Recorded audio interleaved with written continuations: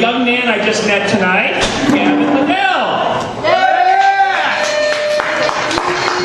So, Gavin, welcome to our show. And what was your favorite toy when you were growing up as a child? It had to be the power toy Millennium. Whoa, very specific. Why would that be? My brothers didn't have it. I had it. It's all mine.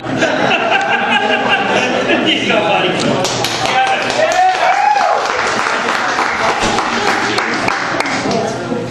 Hello, my people. How's it going? Hey, good? Excellent. So, like Mr. Apollo said, my name is Gavin, and as you can tell by my ridiculous accent, I'm originally from England, right? Now, the reason why I had to leave England in a hurry and move to Canada is I was actually caught cheating with Stephen Hawkins' wife, by Stephen Hawkins, awkward. So there, you can imagine, there I was, hammering away, right, hammering away. Next minute, I hear, "Get off my wife, you motherfucker." No, Steve, no. Right, embarrassing. And here's the point about Stephen, is he swears like a sailor, and he's very, very violent, right? So I'm trying to get dressed, and he's ramming his chair on my leg, going, "I'm going to kill you, you motherfucker." I'm like, "Ah, Steve, no, no. I'm going to kill you, you motherfucker." Yeah, on repeat. And, yes, basically, I ran out of the house, and I'm running down the road, "I'm going to kill you, you motherfucker." And I'm running. I can't lose him, he's behind me. That chair's fucking fast, right? And I'm running, I can't get rid of him, and then I find some soft sand, and I run across that, right? "You motherfucker, soft sand is my nemesis." There's a little tip there, if you've ever been chased by Stephen Hawkins, soft sand, okay? Right, now I'm going to talk to you about costume parties, right? Now, we all like to go to costume parties, get dressed up as our favourite characters, don't we, right? But I can give you one little piece of advice. If you do go to a costume party, never, ever, ever wear a helmet. Why? I'll explain why. It's because halfway through the party, some hot chick is going to come up to you and say, "Can I wear a helmet?" Right? And you're going to go, "Yeah, sure, hot chick, here." Then the fucking helmet's gone, you're never going to see it again, right? Fucking hot chicks, right? So there I was at this costume party, dressed up as Darth Vader. Short, fat version, obviously. And, yeah, you guessed it, hot chick. "Yeah, sure, hot chick." Fucking gone. So last I was ever going to see that helmet. So I'm stood there, right, as Darth Vader without a helmet. And I'm thinking, fuck, Darth Vader without a helmet, he would die, wouldn't he, right? So I thought, what should I do? The next logical thing to do is to get hammered drunk and pass out, right? So, if anyone ever comes up and says, "Hey, what happened to Fat Vader?" Right? At least my friends can say, "Oh, you know, no helmet." You know, so...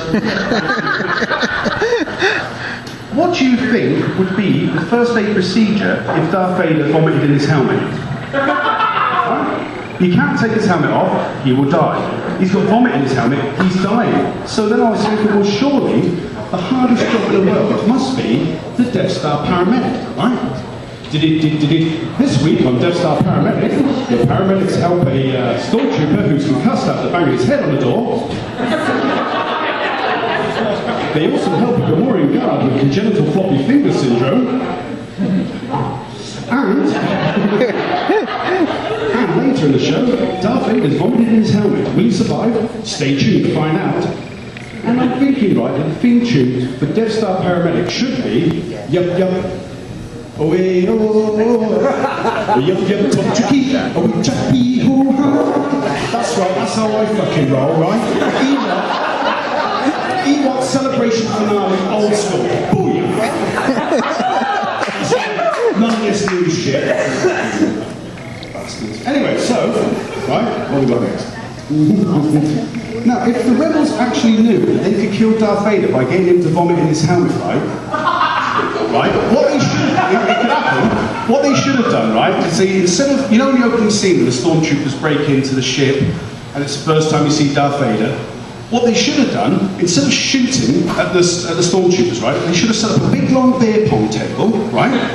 Because Darth Vader and the stormtroopers, they're all military men, they love a fucking beer, don't they, right? So they would have come, beer, wicked, right? So they would have started getting drunk. You could have had Princess Leia running around in a bikini. Can I try my helmet?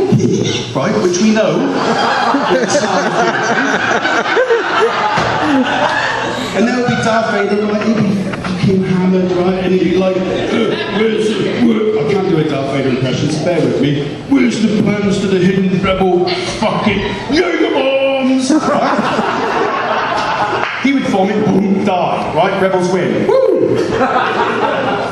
Now, obviously, that would have killed the whole Star Wars trilogy, but, you know, I think it's something that the Rebels really should have considered. Yeah. General Grievous. Right, I'm glad I got a bit of silence. General Grievous, he'd make an awesome drummer, wouldn't he?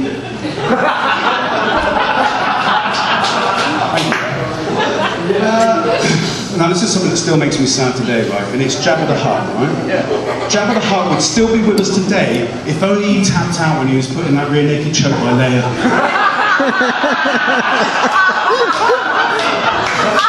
But this is the trouble with the Hutts, right? They're too proud. Never tap out, never tap out. I think their family motto is never tap out. I think that's how it goes anyway. Do we have any Lord of the Rings fans in tonight? Any Lord of the Rings fans? Fucking love Lord of the Rings, me. I really do. But the one thing... You want a hug? Later. Yeah, so... what was I saying? Fuck, ruined it. Right, yeah, so, yeah, Lord of the Rings. I'll mention a book. And the thing with me in Lord of the Rings, the book, there's so much fucking back history, isn't there? You've got Owen of Goen, who's the son of Dowen Bowen going, do we really need to know this shit? Let's move this story on, right? And you're walking along, you bump into an elf, and they're like, I'm going to sing to you for the next 5 fucking pages. And you read this, and you're like, fucking why? And the next 2 pages explain the last 5 pages, what the song was about, which is fucking irrelevant to the story. Alright, we get it, elves, we get it, you're immortal, but as mortals, we haven't got the fucking time for this shit. Do you know what I mean? Moving on. But my biggest problem with Lord of the Rings is the fucking eagles, right?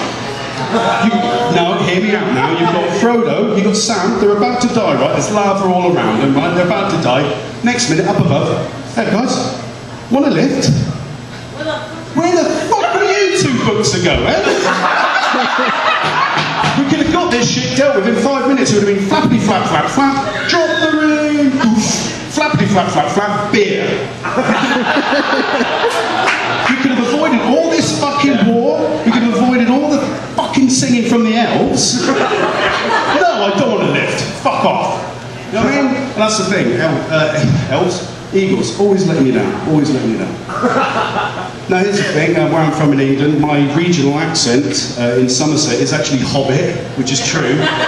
If I was in England now, I'd be like, oh my lord, how's it going, all right? And the chicks love that accent. And it got me thinking, wouldn't it be cool, right, if hobbits lived amongst us? Wouldn't that be great? I mean, you'd be going for the drive-thru and it'd be like, oh, is that a large double and a Boston cream donut? Is there like that? Or, right, how about this? Sir, do you know how fast you're going? No, officer. Right? Cool. And they'd be in all the films we love, like, oh, you're going to need a bigger boat, Mr. Frodo, sir. Oh, Sam. Right?